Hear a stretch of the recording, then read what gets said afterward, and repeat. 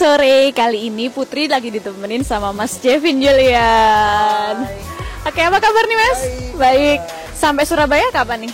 Baru sampai. Nyampe di hotel pun juga baru 30 menitan. Oh iya gitu. Jadi belum sempat muter-muter ke Surabaya. Belum. Tapi tadi udah sempat makan sih. Terus sebelumnya udah pernah belum ke Surabaya gitu? Udah beberapa kali. Lumayan sering sih, salah satu kota yang lumayan sering didatengin itu di Surabaya. Terus pernah nyoba kuliner apa gitu nggak di Surabaya? Kalau kuliner apa di Surabaya paling dulu tuh pernah makan, kan gue nih suka banget sop buntut kan. Jadi pernah nyobain sop buntut di Surabaya, itu di airport adanya. Terus sama baru pertama kali makan rawon di Surabaya. Tuh ada rawon apa tadi ya? Kalkulator ya. Dan tuh enak banget ternyata. Nagih ntar malam mau makan situ lagi kayaknya. Terus nih, kan udah beberapa kali pernah perform di Surabaya ya. Bagaimana menurut Mas Jevin itu antusiasmenya para penonton di Surabaya? Antusiasnya oke banget sih, apalagi di bidang musik ya. Gue juga nggak nyangka-nyangka ternyata emang antusias sama musik elektroniknya di Surabaya itu segitu gedenya loh. Dan beberapa kali main di Surabaya tuh nggak pernah mengecewakan dan selalu seru. Jadi senang banget sih bisa main di sini lagi. Terus nih, Mas Jevin kan kalau lagi perform itu bisa nyaman gitu, bisa kayak menghayati banget. Itu kok bisa kayak gitu sih? Apa ya, karena emang kan gue perform musik dan emang gue tuh udah suka musik dari kecil.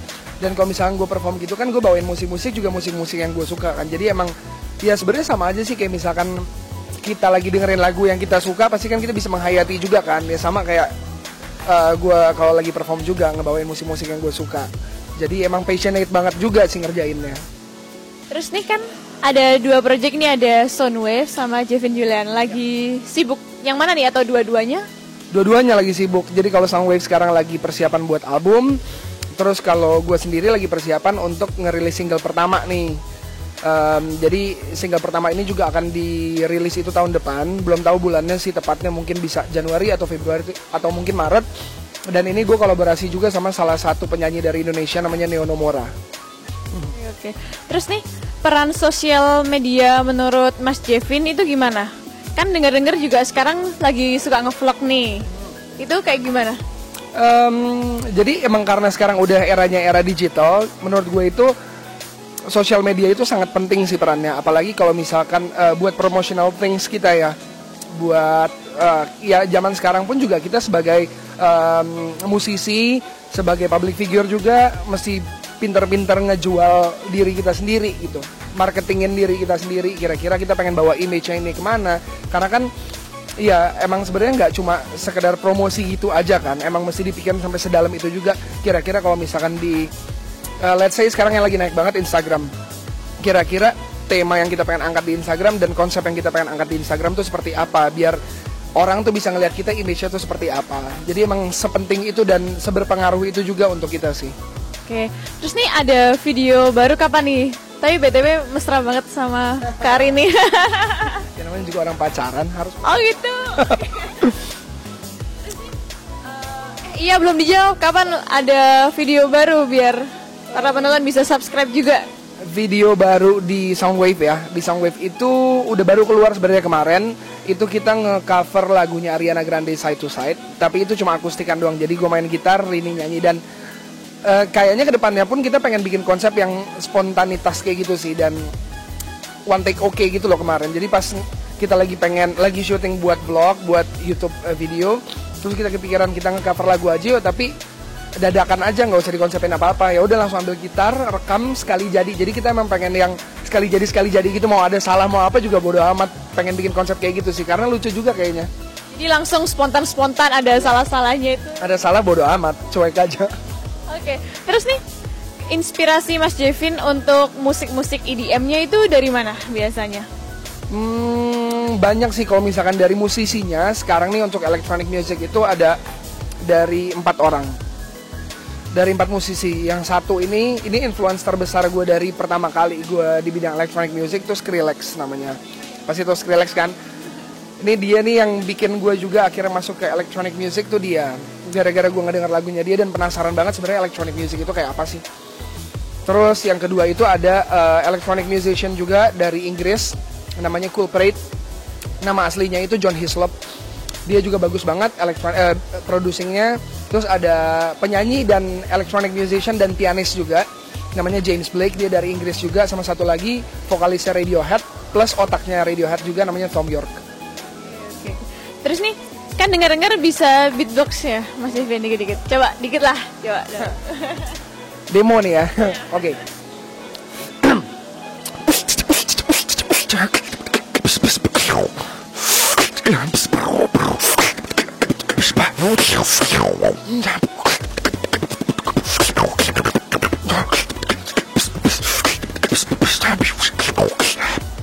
Ih, keren banget nih. Kayaknya susah tuh. Belajarnya mulai kapan, Mas? Dari 2007 sih belajarnya, tapi mulai bikin komunitas Indo Beatbox ini di 2008. Udah lumayan lama juga berarti ya. Lama, udah hampir 8 tahun berarti kan. Terus nih, karir Mas Jevin kan alhamdulillah nih semakin nambah-nambah terus ya.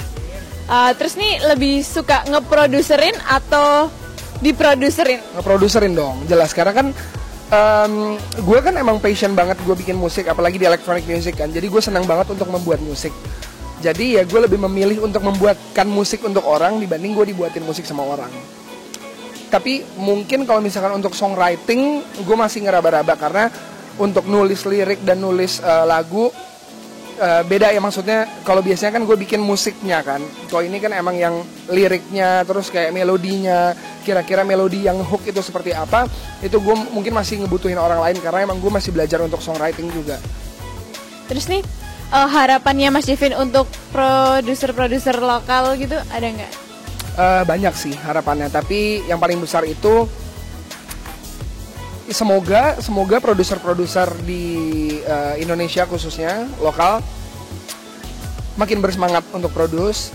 Dan gue ngelihat balik lagi ke diri gue pada waktu dulu gue masih awal-awal produce, gue tuh nggak pernah mikirin apapun.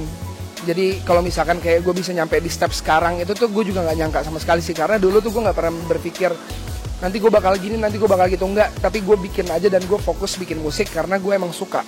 Jadi emang itu menurut gue fun aja. Gue nggak pernah berasa gue lagi kerja kalau lagi bikin musik. Karena gue beberapa kali ketemu orang di luar sana, banyak yang bilang, Jeff, gimana sih caranya kalau misalnya gue produce juga nih, baru mulai sekitar setahun, gimana caranya biar gue bisa punya fans yang banyak, biar gue bisa main di mana-mana gini segala macam. Terus gue kayak, lo mendingan fokus bikin musik aja dulu deh gitu, karena gue pun juga nggak nyangka kalau gue bisa ada di sini gitu. Dari dulu gue nggak pernah mikirin istilahnya ini kayak bonusnya lah. Dari dulu gue bikin musik ya buat diri gue sendiri, terus aja bikin musik sampai akhirnya nggak disangka-sangka dari semua yang gue bikin dan gue masukin ke SoundCloud sebagai showreel gue, ada orang yang dengerin dan akhirnya ada orang yang nelfon gue dan menawarkan gue ikut kompetisi The Remix itu. Terus gue kayak wow, ini seru juga, karena ini kesempatan menurut gue, ya udah gue coba deh. Dan gue nggak nyangka bisa sampai di sini sekarang. Itu sih. Oke. Jadi intinya itu jangan takut buat nyoba ya. Jangan takut buat nyoba, pokoknya jalanin apa yang kita sukain, bikin aja terus sih. Jadi dan nggak usah terlalu mikir banyak banget dulu. Terus nih ada pertanyaan kepo dikit, nggak apa-apa ya Mas ya? Apa ini? Seberapa sering sih Mas Jevin ditinggal sama cewek? Kalau bisa diulas dari awal pacaran berarti ya, gue misalkan dari 10 pacar, yang gue pernah mutusin cewek itu baru sekali. Jadi 99 ini gue ditinggalin semua. Rupanya seorang Mas Jevin Julian pernah ditinggalin cewek. Sering banget.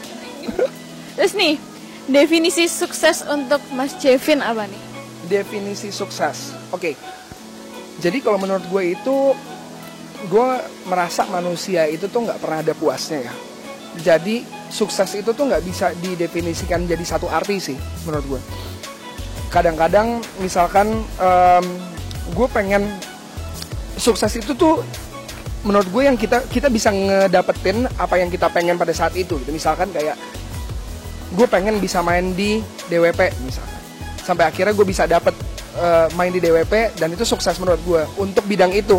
Tapi kan masih ada yang lain nih, gue pengen bisa main di mana lagi, gue bisa main di mana lagi, dan pasti manusia nggak bakal ada puasnya. Kalau misalkan let's say gue pengen banget bisa main di Ultra di Amerika, sampai akhirnya gue udah dapat ultra, pasti nextnya tuh bakal ada lagi yang gue bakal nuju lagi untuk kesuksesan itu lagi. Jadi kayak gitu sih menurut gue. Definisi sukses tuh nggak bisa satu. Ada satu. Oke. Iya gitu.